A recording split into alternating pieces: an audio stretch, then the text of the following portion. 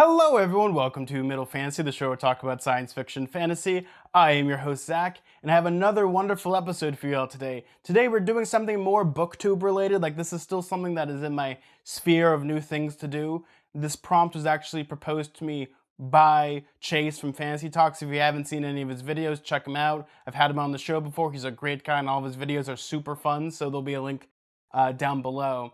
Now, what is booktube and what is this book tag thing? Because I've never done it before, so pretty much what I'm going to be doing is a series of prompts based off of the Stormlight archive, which for me is perfect because right before hitting record on this button, I got like a knock on my door, my dog started barking, and I go outside, and I actually got my poster for Bridge 4. I actually haven't opened it up yet, so this is almost a sign that we're going to be doing something Bridge 4 related. So this is what we're going to be doing. Now, for people that haven't really know what Bridge 4 is, pretty much Bridge 4 is the home away from home for Kaladin. Just imagine a dysfunctional family where the life expectancy is that of like 5 seconds, and you're home.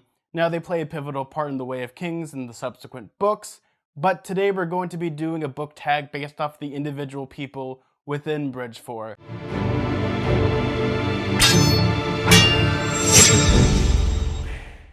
Now, the first person up is my man Rock, who I can't even pronounce his name. Like, look at that.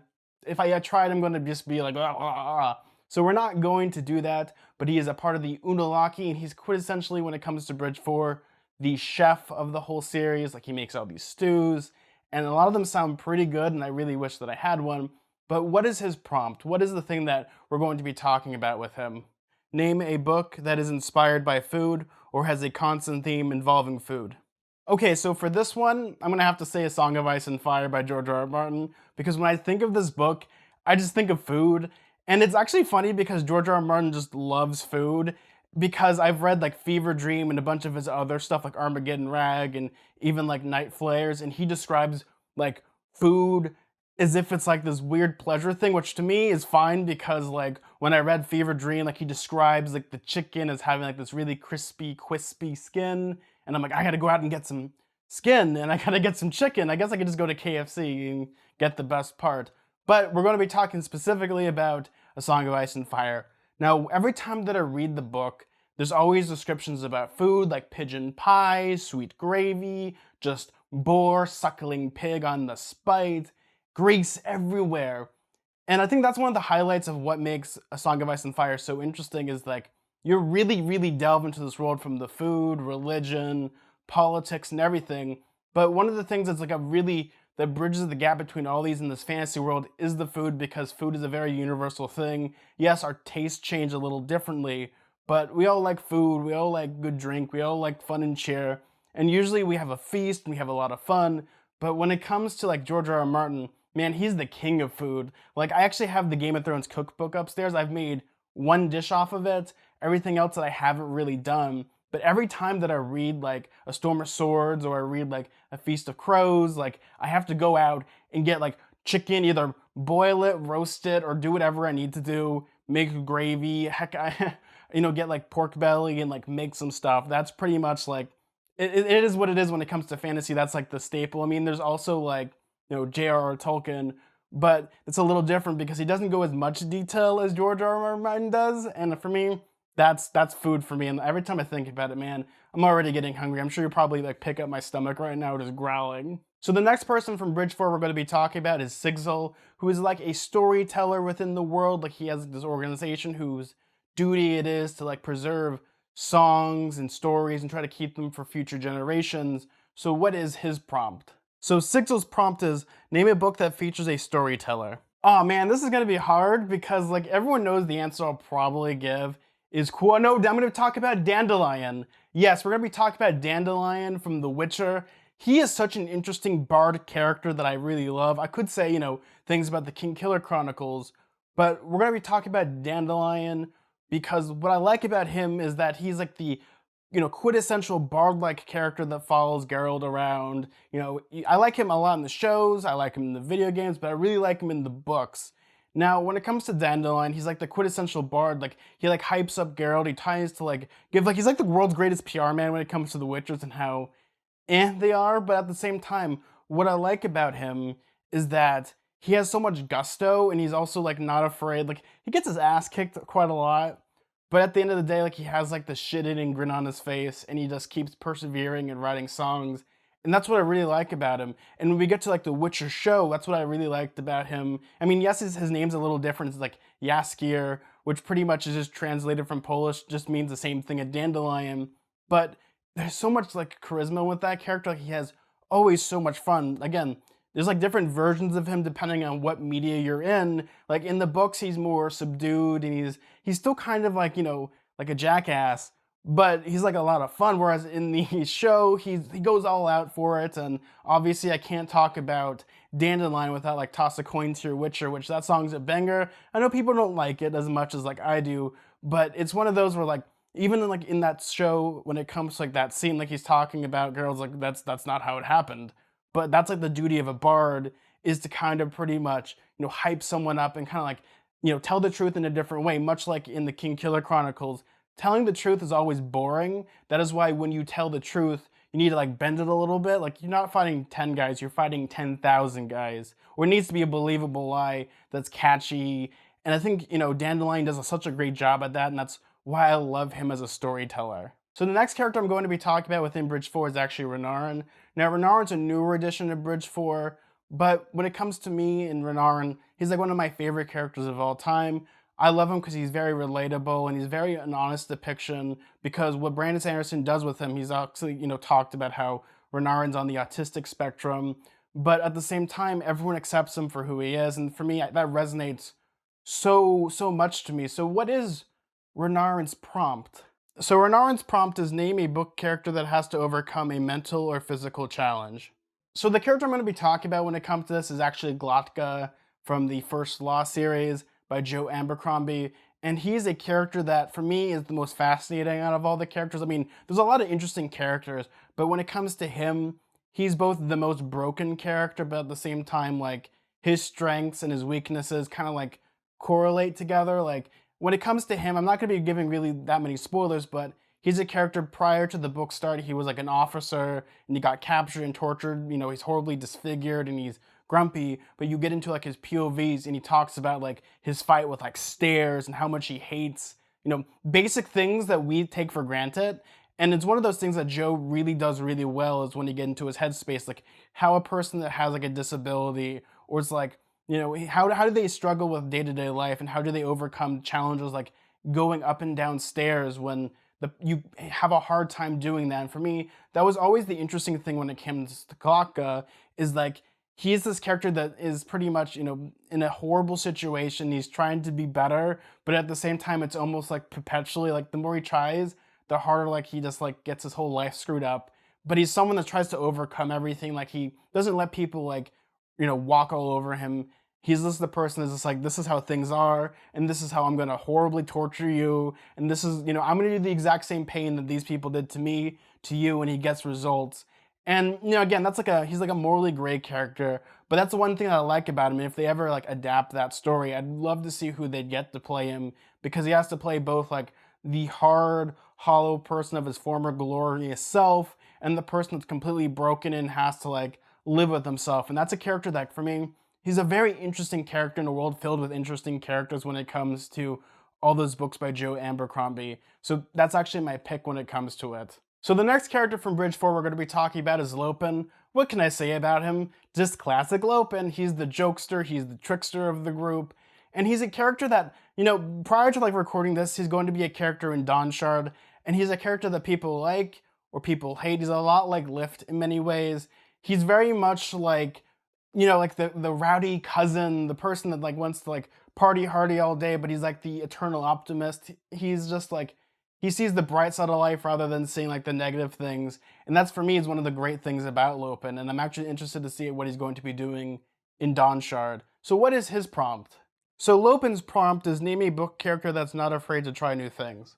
Now for my pick, I actually have to go with Jim Nightshade from Something Wicked This Way Comes. Now, the plot of that story is two boys. You have Will Holloway and Jim Nightshade. And this is a very, Halloween-themed book. But both of them are not afraid to try new things. But Jim's the one that's very outgoing. Like, he wants to, like, sail the world. He wants to, like, fight pirates. He wants to find books about adventures, mummies, and everything in between. And when you have this supernatural force that's very, fantastical that comes in with like pretty much like the Dark Carnival with pretty much like Mr. Dark. That's like the interesting thing about it is like how does a person that's not afraid of everything has to come to terms with like, there's actually like real danger or like, these things of like temptation. How does that happen to a person that wants to try new things? Like he's the person that like buys a lightning rod from this crazy old kook with money they don't necessarily have because he thinks that's awesome, it's going to save his house. But at the same time, it's a book about growing up, like going from 13 to 14 and how in a simple night, your entire life can change because you dive headfirst into a lot of things. And I just love Jim Nightshade. He's an interesting character, especially the difference between him and Will throughout that story. If you haven't had a chance to read it, it is Ray Bradbury's classic. I mean, he has a lot of classic stories. I haven't really talked about Ray Bradbury much on this channel, but I plan on doing it more because he's one of my favorite authors. But Jim Nightshade is always one of those characters that I really love because of that. So that's my pick for when it comes to Lopen. I think they'd get along just fine. Just imagining Jim having like radiant powers would be the worst, best thing ever because nothing would get done or the whole world would crumble because he'd be like, this is cool, yeah! So the next character we're going to be talking about today is Moash. Moash, Moash, Moash. Now, before I say anything, we're going to talk about Moash just straight. Like, he's just the curmudgeon of the group, and he's a character that is very, we would call him an anti-hero or really like a gray character when it comes to his morality. And as the series goes on, let's just say there's a couple Reddit, whole communities based off of one decision that he makes. So we're just going to leave it at that. But what is his prompt? So Moash's prompt is, name a morally gray book character. So the morally gray book character that I'm actually going to be picking is actually Locke Lamora from the Lies of Locke Lamora from the Gentleman Bastard series, because he is like the quintessentially the person you shouldn't be rooting for, but every time he does something fun, you root for him, even though it's like things like embezzling, murder, pretty much everything from racketeering. Like, he's a con man. And what I love about him is that he'll do it with a smile on his face, especially when it comes to that whole world. It's just gray. Not like this, the whole setting is not dreary, but there's no good or evil in that story. I guess it also makes sense because they're following like philosophies of Jean Locke. Especially, I mean, there's a character named Locke and there's also a character named Jean. So yeah. But when it comes to like Locke Lamora, what I love about him is he has an impulse to steal, but also at the same time he's really smart. And I've always like thought that when it comes to him, what I love about him is that he's unapologetic. And when it comes to that, that makes him charismatic. It makes him such a morally gray hero that you have to like root for him. And when he does something horrific, you're just like, you might think for like a microsecond, but because you're following his story, you don't really care. And I find that to be so much fun when it comes to that. I mean, when it comes to like gray level characters, they're either are like super like edgelords, like you get like a Kylo Ren, or you get like someone like from the Prince of Thorns series, it's escaping my mind right now. Or you either get they're really edgy, or they pretty much, they do what they want and take what they please. And for me, I think Locke Lamora does a really good job of like the balance between being like criminal, but also at the same time being a thief at the heart of gold. He's a lot like Han Solo in like A New Hope, where he's a thief at the heart of gold, but he knows what's right and what's wrong. But at the end of the day, it kind of flips on your head. And as a reader, you just love to see when things are like flipped on their head. And for me, Locke Lamora is where it's at. So the next character that we're going to be talking about is Teft, who's like the old man of the group. He's the one that we would consider one of the most broken characters. He has this horrible addiction. He's a person that's kind of given up on life, and Kaladin and Bridge 4 keep being his support system and really help him be the better person and have him have like a path of recovery. So what is his prompt? So Teft's prompt is, name a book character whose past still haunts him/her. Now for this character, I actually had to pick Grover Underwood from the Percy Jackson series. For me, I love Grover. Grover I would consider a friend. I grew up pretty much reading Percy Jackson, and he's a person like I'd totally, hang out with this person, but his past kind of haunts him. Now, when it comes to this, we're gonna have a little spoiler alert here. When it comes to Grover, is that his failure is that long ago he tried to help Thalia, Annabeth, and Luke try to get the Camp Half-Blood, but he kept getting turned around and he didn't do his job properly, which resulted in Thalia dying and turning into a tree, and that haunts him pretty much up until the Lightning Thief when he has a second chance at redemption with Percy and horribly blows it.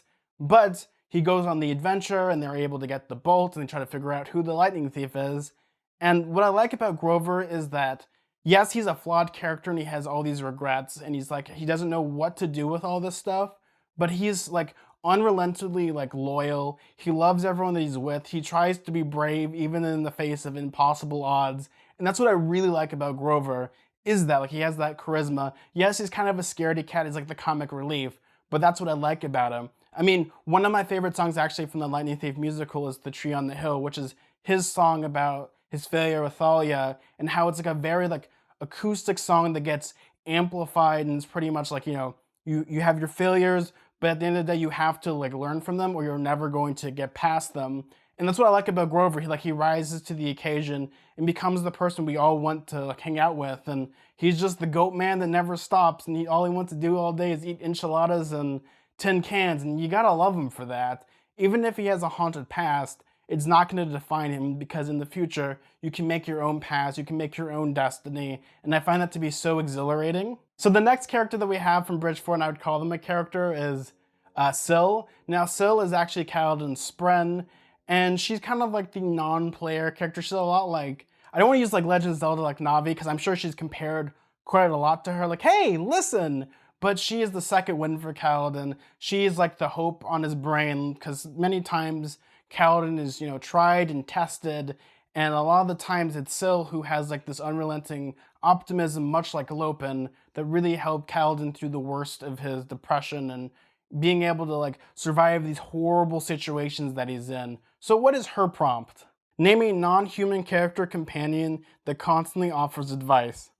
Now for this one, I kind of had to cheat a little bit here because my favorite non-human character is actually Nightblood, and this is specifically in Warbreaker. Now for people that haven't read Brandon Sanderson's other book, Warbreaker, there's a magical sword named Nightblood whose one task in life is to destroy evil, and his advice to everyone that holds him is, let's destroy some evil today. That'd be awesome.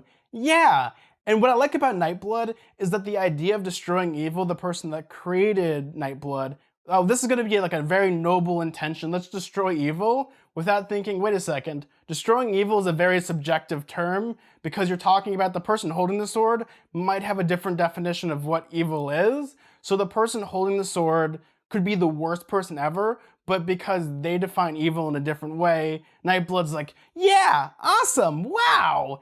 And that's the funny thing I like about Nightblood. He's such a good character to like bounce things off of because he's like the sword that destroys evil and murders people, chops them like in half, like no joke. But he's so optimistic and he loves doing the one purpose that he does with glee that you can't stop but love him. And he offers some great advice.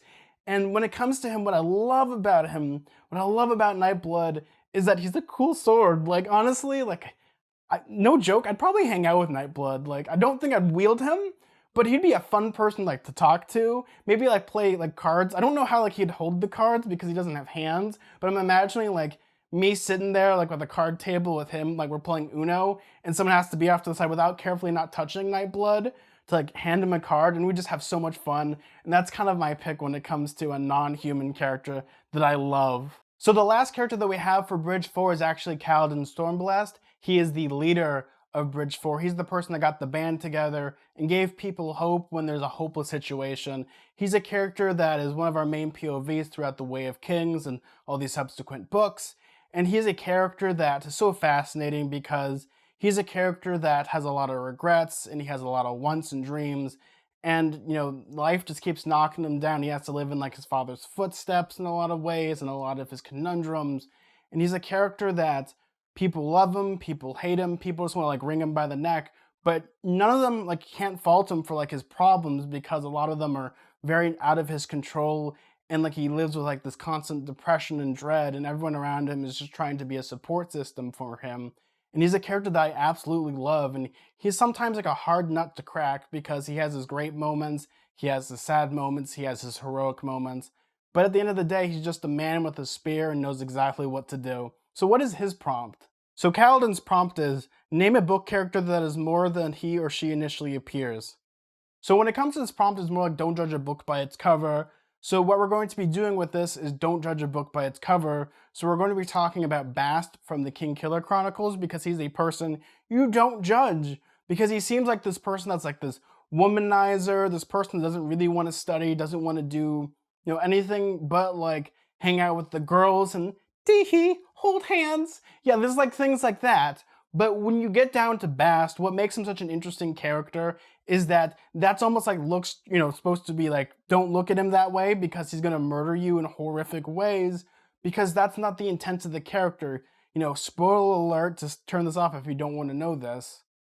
But Bast is the Fae, and in his Fae-like nature, like he wants to be like the seducer. He has this power to like be this bloody murderer, but at the end of the day, he still has this compassion for Quoth, Reshi, and he's just afraid that Kote will never become the same person that he was when he was Quoth, and vice versa, and he's just trying to do good in the world, even though, he has these tendencies and they're hiding out. And when it comes to Bast, if you want a really good story, read The Lightning Tree, and it is a fascinating little short story about him and just his daily life, and you really get a chance to get into his head and try to figure out what makes Bast Bast. And again, don't judge a book by its cover, because he's a person that has a lot of compassion, and not just for like hanging out with girls and holding hands, but he really cares about a lot of people, and he'll do whatever it needs to do, to pretty much achieve the dreams of other people as well as his own. And we don't know what Reshi means, because Patrick Rothfuss won't tell us. That'll be revealed in the Doors of Stone. But again, there's a lot of twists and turns, and I'm interested to see where Bast plays within that whole series, because he's one of the highlights, and he's always one of the people. He's the great like straight man to Quoth, or even like, sometimes they switch the roles a little bit. But what I love about Bast so much is that they almost have that comedic timing between Quoth, and Bast, where they have like, you left a note? Yeah, I did. Well, it wasn't a really good note. And you have like that stuff where you can have like that great comedic timing. And that's what I love about Bast. Don't judge him by his appearance, because when his appearance changes, you're screwed. So that kind of ends the Bridge 4 Book 2 book tag. And I just want to thank you all so much for watching this. This was a lot of fun to put together and really think about. Now, when it comes to these, you're supposed to tag some people. So the people I'm going to be tagging, because I'm still an upcoming booktuber, and I don't want to like highlight some of like the people that I know that won't. Maybe they might not have time. Maybe it's one of those things. Who knows? I really want to tag this to Read and Find Out. That's a really good Cosmere channel. If you were watching this, please check them out. They're really good. They have some really amazing information. The other person that I'd like to pick is actually Captured in Words. He does some of the best things for the King Killer Chronicles and Stormlight Archive. And I'd love to hear his opinions about Bridge 4 and a lot of these prompts, because he's such an interesting guy, and the way that he does his videos and he talks about things, it'd be interesting to see like what he comes up with when it comes to Bridge 4. So check his channel out if you're not already subscribed.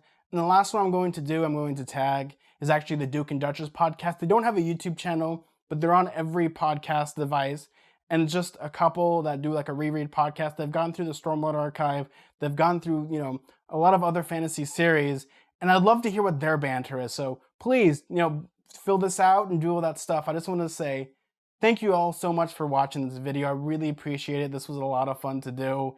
And once this is over, I'm going to like open up my poster, and I'm going to be like, yeah, I don't know how to do the Bridge 4 salute. I think it's like that. Or is it like holding a bridge? Am I raising the roof? I'd have to go back and read the description. I always think of it almost like the Attack on Titan one, where it's like this, but that's wrong. I know Brandon Sanderson has kind of done it. I mean, I should really like research that and eventually do it almost as it is. So thank you all so much for watching this video. And like always, may your food and drink ever be tasteful, and may your fantasy books be filled with fantasy and adventure. Bye everyone, see ya!